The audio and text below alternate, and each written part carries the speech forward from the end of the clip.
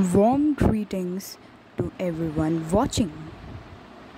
My name is Ishita Yadav, a student of class 12th B, with my theme under the sub-theme of alternate sources of energy under the mentorship of Miss Nitika Khandelwal ma'am. A large number of population of India is facing electricity crisis.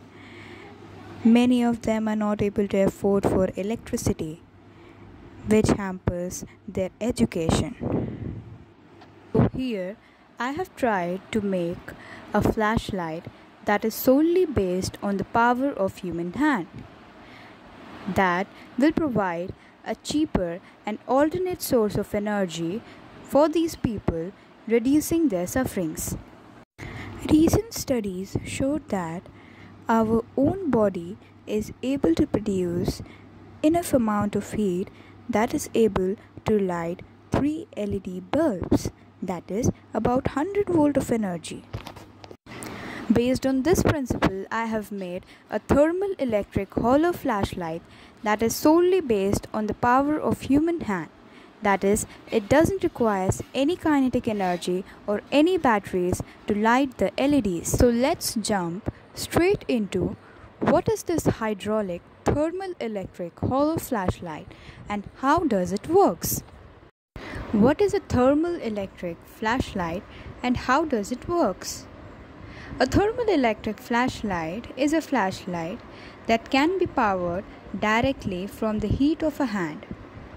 It works by having a temperature difference or gradient across a device called thermal-electric modules or Petri tiles. So my circuit basically includes an N-channel MOSFET, a common mode choke or a transistor would also work, and a resistor. It is basically a modified Joule thief version.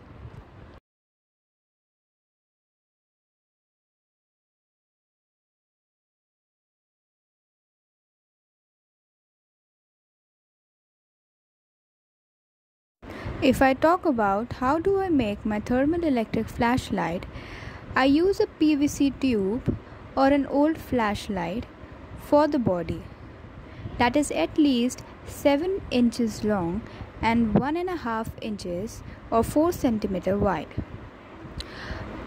A few thermal-electric modules are required with an aluminum bar that is at least 5.5 inch or 14 centimeter long or 1.5 inch wide. An ultra low voltage amplifier circuit is required to be made in this device. This is the old flashlight that I use as a body. I have then cut the upper half portion of my flashlight.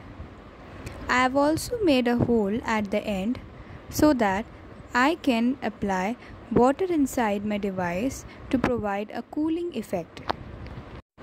I have then used a PVC foam and then epoxy it to the frontal edge of my flashlight to make it a waterproof chamber. I have then used Petri tiles or heatsink tiles that are also named as thermal-electric modules. These modules will absorb the heat of our palm and then transfer it for the production of electricity that is used for lighting the LED bulbs.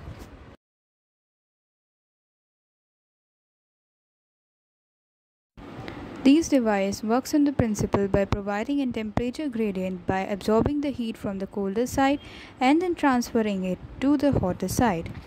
Then I have placed these thermal-electric module on an aluminum bar in series in this way. I have then used an ALD212900PAL N-channel MOSFET with a white LED, 50K resistor and a common mode choke. One half of the choke is connected directly to VCC. Its output goes to 2 drains of MOSFET, while another half of the choke has an opposing end connected to a 50K resistor before being connected to VCC. Its output goes to the gates of MOSFET. The source of the MOSFET is then connected to the ground. The LED positive lead is connected to the drain while negative lead goes to the ground. This is a diagram showing which pins are which. So it can be concluded that pins 2 and 7 are the gate pins, hence need to be connected together. Pins 3 and 6 are the drain pins, hence also need to be connected together. Lastly, pin 4 is a source pin. We did not want pin 1, 5 and 8. Now, as we know the circuit schematics, it's time to solder everything together. Let's start with the MOSFET first. One thing to know that the orientation is based on the side of writing, with the indentation being the top. I first bent pin 4 outwards so that it will be easier to solder them later.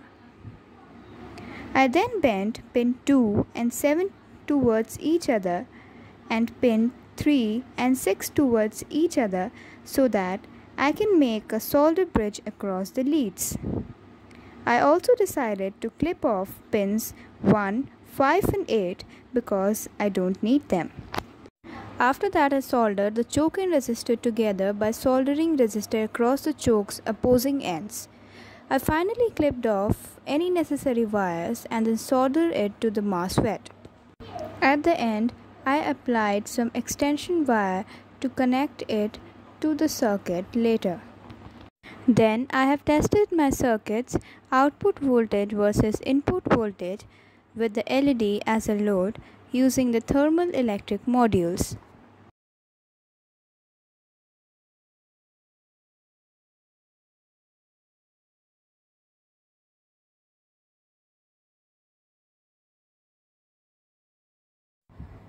Now I am testing my circuit's output voltage versus input voltage with the LED as a load using an external power supply.